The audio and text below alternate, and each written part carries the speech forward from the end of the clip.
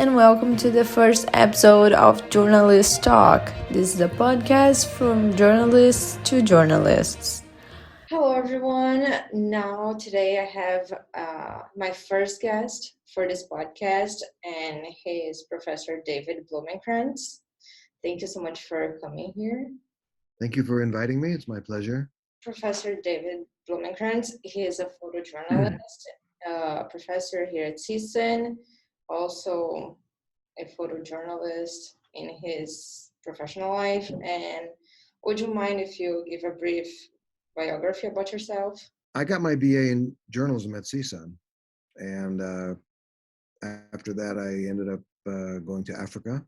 And I got lucky. I got a job that there was a nonprofit organization based here in California, but they wanted me to travel to their field projects, doing relief and development projects in East Africa and Central Africa. And so I started going over there. And after a year of doing that, I ended up living there and working there for about 8 years, doing different kinds of documentary photojournalism projects.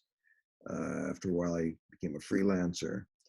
When I moved back to the US, I worked for a couple of years at the LA Times as a freelance photojournalist. It was a full-time kind of a freelance position that they used to have back then. And then I wanted to do something where I was not behind the camera. So I became an elementary school teacher. I did that for about 8 years with the LAUSD. And while I was doing that, I got my master's degree in art education. And I started teaching night classes in the art department here at CSUN and journalism department. And eventually it turned into a full-time position here in the journalism department as a professor. And by around 2009, I got my MFA degree, which allowed me to get tenure. And I've been here ever since. When I was in Africa, I did a lot of work with street kids. And when I came back to the US, I found that there were a lot of parallels between the economic and social conditions of street children and the homeless situation here in Los Angeles. And I started documenting that quite a bit. And that started getting integrated into my teaching more and more. And in the last 5 years or so, I've been doing a lot of that. Then I started, more recent, the last few years, I started traveling to China and documenting what they call intangible cultural heritage artists. And I started teaching photography workshops to different marginalized groups like homeless people and at-risk youth in low-income communities, immigrant communities. And I went back to Africa, went back to Kenya for the first time in many years just this past summer. I'm working on a project right now that would hopefully allow us to teach photography in one of the slum areas in Kenya next year. That's really nice. And you touched it a little bit in a few points that I wanted to talk to you.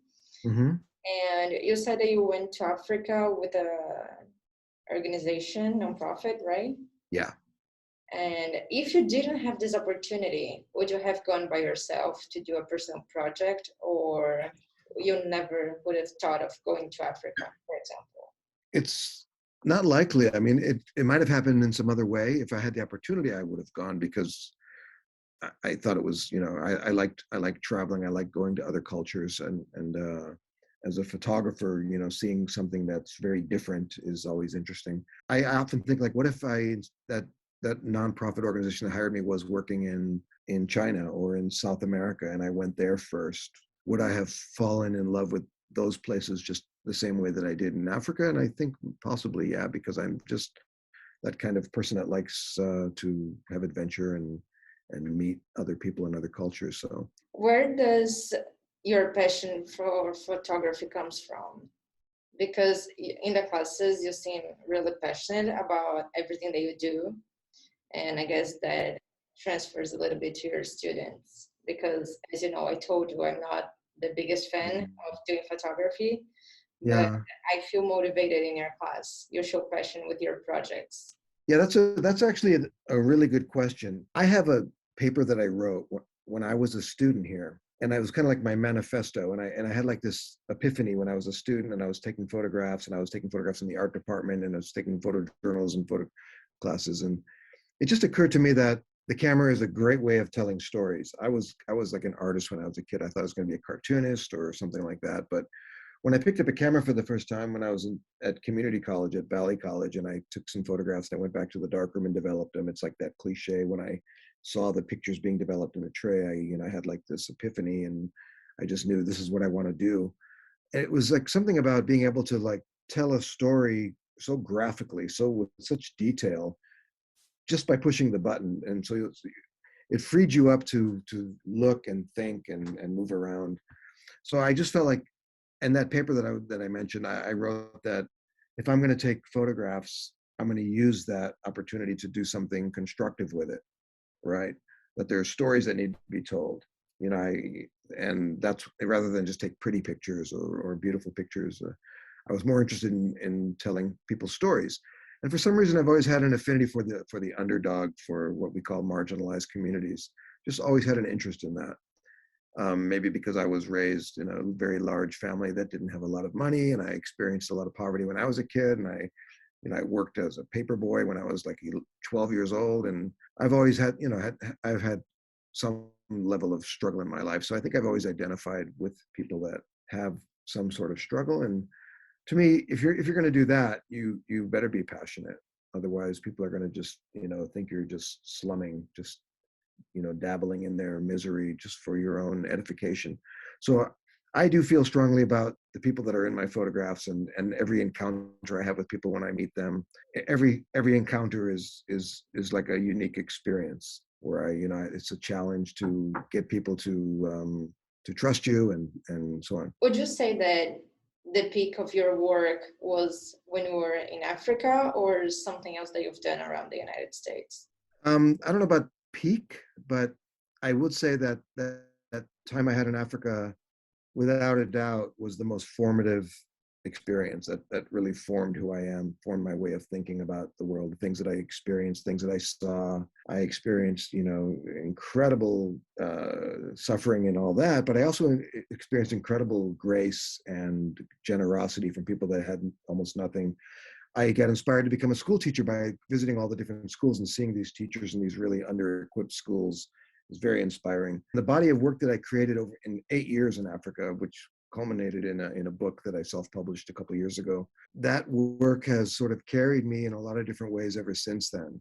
When I went to China, when I showed some of those photographs at a conference in China, the first time I went there, approached by some professors afterwards, we'd like to work with you. We like this. We were very involved in this intercultural communication and documentation of marginalized communities, and we love your work. So the work that I did in Africa has just always acted as sort of like a passport to me. I mean, in fact, when I went to the LA Times, when I came back from Kenya, and I went to the LA Times, and I walked in there with a portfolio of my photographs, and I showed it to the photo editor, and she just on the spot said, "Yeah, you can shoot for us." It impresses people, but beyond the exotic and because it's so different, I'd like to think that the photographs do say something, and people respond to that. So yeah, that's been really important to me. The work I've done on the homeless story of the last few years has been really important to me. I've won some awards for that work, so that might be a peak of some sort, I guess. And even when I went to China, I was given an award by the CSUN China Institute for whatever they called it that year, for the best contribution to their field of study. So there's been several peaks and valleys in my career, but I think Africa is the most dominant, theme that runs through everything. And what did you prefer, to working on the LA Times or working in the nonprofit projects or your own projects? It was funny because when I came back and got working with the LA Times, I was also working at that time with something called the LA Reader, which is like like the LA Weekly, like the alternative press. I was working for both of them. And I liked working for the LA Reader better because it was subcultural stuff. It was a lot of more progressive political stuff. LA Times to me was a paycheck. It was prestigious. It looks good on the resume, and I got to meet a lot of great photographers. But I felt that it was, compared to being in Africa, working for the nonprofit organization over there. And after I left that organization that I was originally hired by, I worked for other groups as well, like the Ndugu Society with street kids. I ran their information department for a couple of years. So those experiences were so intense and so enriching that, quite honestly, by comparison, working for the LA Times was a little bit boring for me, which is why I went into elementary school teaching. And what is the award related to your photojournalism work that you are the most proud of receiving it? When I did my big homeless project, it was called the One of Us Project, and I worked with one CSUN student. We went around, we interviewed about 40 or more different homeless people experiencing homelessness in different locations. We did portraits and interviews with them, and we had a really nice exhibition at the Museum of Social Justice in Los Angeles. And they told me later that it was the most attendance of any exhibition they'd ever had. Like in the course of 9 months, they got like 17,000 visitors or something like that. It was really, really well received. And for that, they gave me their annual Social Justice Hero Award. I think is, I don't really like the term hero applied to a photographer or a journalist or a writer, but that's what they call it. And that to me, that was a really good honor. I thought that was really nice of them to acknowledge the work I was doing with the homeless community. For the same work, I got an award from CSUN, I think the same year or the year after, which was called the Exceptional Creative Activity Award for the entire university, not just for our department. And so that also made me feel the work I was doing was being acknowledged. It was having an impact. Yeah, that's the best self-accomplishment feeling, I guess. Yeah. And would you say that this is the same project that you are most proud of? I think in my entire career, I'd say that the work I did with the Nduga Society of Kenya, working with the street kids, is probably what I'm most proud of. If you look at my book, there's a picture on the cover of the book from that experience.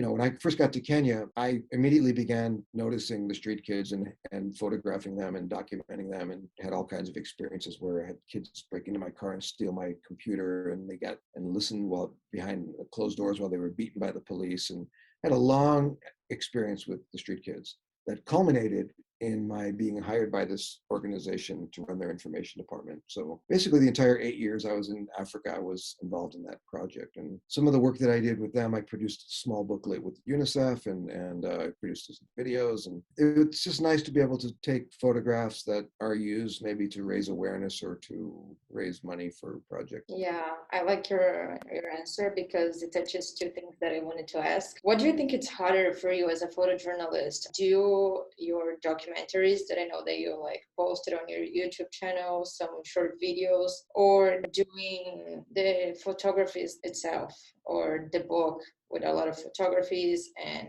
some explanation of their lives? What do you think it's harder? The hardest thing was getting a book published. That was really hard. And then getting the books into Africa. That was a whole nother podcast. That's a whole nother story. The amount of work it took to get those books into Kenya, into Africa, and then get them through customs and get them into libraries and bookstores.